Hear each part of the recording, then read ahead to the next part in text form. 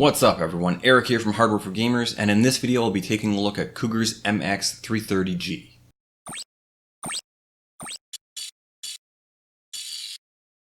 Now before I get into the overview, if you like what I'm doing here, can you please hit that subscribe button? It helps out the channel a lot. The MX330-G is an ATX case and should run you around $50 US. The dimensions are 47.5 centimeters high by 19.5 centimeters wide by 43 centimeters deep, and this case weighs 5.6 kilograms. The MX330-G does come with a small resealable bag that has the screws and fittings in it, along with some zip ties. There is also a folded sheet of paper that seems to be the user guide and or manual. Now taking a look at the front panel, it is plastic with a metal mesh insert. The front panel also has a removable 5¼ inch drive bay cover. The front panel can be removed by pulling the bottom of the panel away from the chassis. Now the front I/O is attached to the front panel, so be mindful not to damage the cables when you're removing the front panel. We see there is an additional dust filter in behind the metal mesh. Now you can't actually remove this dust filter, so doing a proper cleaning of the front panel will be very challenging. Popping the front panel back on so we can properly look at the front I/O. There are two USB 3.0 ports, the reset button. There are separate ports for the audio out and microphone. There is also two USB 2.0 ports, and the power button is located on the top of the front panel. Now looking at the top of the case, there is a 240mm magnetic dust filter, and that's pretty much it. So moving to the rear of the case, we see the rear I/O panel location and tooling for one 120mm exhaust fan. There are also 7 expansion slots, 6 of which have breakaway or break-off covers. The top slot has been left open, but there is a reusable cover in that resealable bag that I mentioned earlier. And finally, we see the power supply location. Moving to the bottom of the case, there are 4 plastic feet. The feet do have foam pads to help stop the case from sliding around. There is also a removable dust filter for the power supply, but to access this filter you will need to lift or tilt the case. And the feet actually allow for 18 millimeters of ventilation. Moving on to the right side panel, it is steel and has a large convex build-out on it. This is to help fit all the cables in behind the motherboard tray. To remove the right side panel, you need to undo the 2 thumb screws at the back of the case, and then slide the panel back and lift it away. Now the right side panel does feel quite rigid, which is nice to see. Moving over to the left side panel, it is tempered glass and is held in by 4 thumb screws.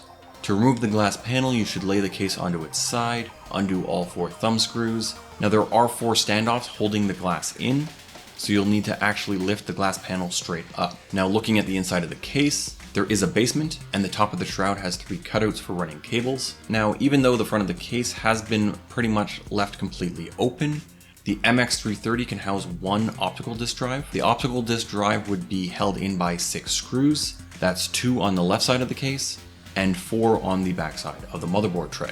I really like how this has been done, that you can actually fit an optical disk drive in this case without having that big bulky drive cage for it. Now the MX330-G supports mini ITX, micro ATX, and ATX motherboards. The maximum GPU length is 350 millimeters, but that will be cut down if you go with a front mounted radiator, and the max CPU cooler height is 155 millimeters. Now turning the case around to take a look at the backside of the motherboard tray, we see tooling for 2 2.5 inch drives. There are many cable tie-offs strategically placed around the backside of the motherboard tray. Now there is 15 millimeters given for cables at the front side of the case, but there is only 6 millimeters given at the back side of the case. So I do hope the build out on that right side panel works, because if it doesn't, cable management is going to be hell. Now taking a look at the basement, there is a 2-bay drive cage with sleds that can fit either a 3.5 inch or a 2.5 inch drive. Now this drive cage is riveted in, so there is no option to remove it. And that leaves 255 millimeters for the power supply and cables. The Cougar MX330-G comes with one 120mm fan pre-installed, and that's as a rear exhaust. Now the MX330-G can support up to 5 120mm fans. That's 2 fans at the front, 2 fans on the top, with 1 fan at the rear. And sadly, the MX330-G does not support 140mm fans.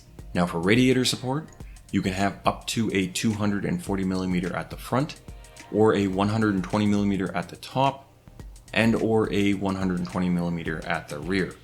And that's it for the overview, so I guess it's time to actually build the test system and do some of that testing.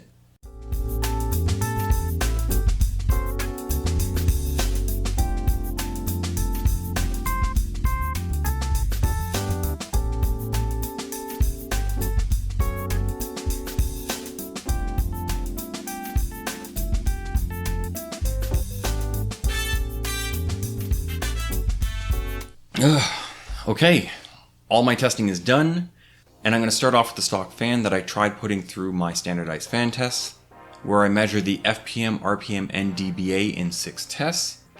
I did the airflow test at 6 and 12 volts with no obstructions. I also did the front panel test at 12 volts with my simulated meshed front panel and my simulated covered front panel, but I couldn't do the noise or airflow normalized test. Now, taking a quick look at this fan, I couldn't actually find a datasheet or really any information on this fan at all, so as far as I can tell, the model is M12S, it is a 7-fin design, and has a 3-pin fan header. I believe it's a fluid bearing, but don't quote me on that. At 6 volts, it pushed 70 FPM, at an RPM of 500, and had a dBA of 32.6.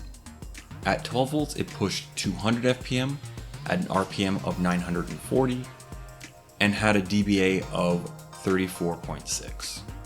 Moving on to the front panel test, with the meshed front panel it pushed 170 FPM, and with the covered front panel it pushed 135 FPM.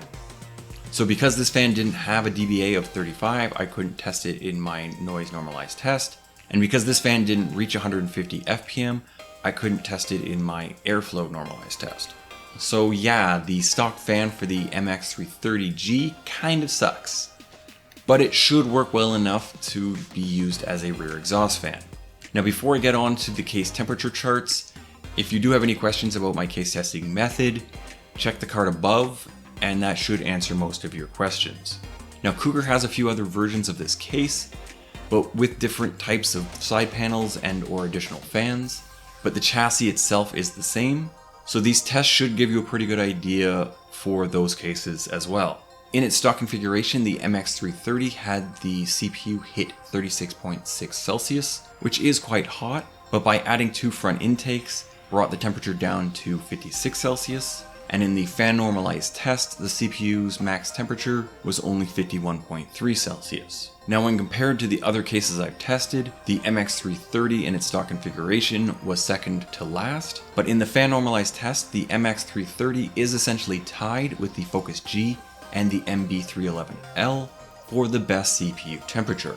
Moving on to the GPU testing, the MX330 in its stock configuration had the GPU almost thermally throttling at 64 Celsius, but in the fan normalized test, the GPU was at a very comfortable 55.5 Celsius. Again, when comparing the MX330 to the other cases I've tested, in the stock configuration it was near the bottom of the list, but for the fan normalized test it brought it up to near the top of the list. So what do I think of the MX330-G? Well, I think it's really a mixed bag. It performed very well in the fan normalized tests, but you do need to realize there were a lot of corners cut to give this ATX case that $50 USD price tag. First off, the glass panel isn't custom formed to the case, it actually overhangs the bottom of the case, blocking part of the ventilation for the power supply. Another cost savings was only having one pre-installed fan. I would definitely recommend adding at least 2 intake fans, and cable management on the backside of the motherboard isn't great. Yes, the panel does help, but around the edges of the case, I still had quite a bit of issue fitting all the cables in and getting that panel on. And again, on the backside of the motherboard tray, the threadings that were drilled for the standoffs weren't cleaned up very well, so there are some sharp edges that you do need to watch out for. I really don't want to say don't buy this case, it's more like you need to understand that there's a reason it's only $50. Well, that's all I got for this one. If you liked the video, please give it a thumbs up. And if you're still watching, please hit that subscribe button and the bell icon so you get notified whenever I drop a new video. Please follow me on Twitter at HFG_YT. I also have a Discord server. The link is in the description below. And as always, thank you for watching, and see you next time.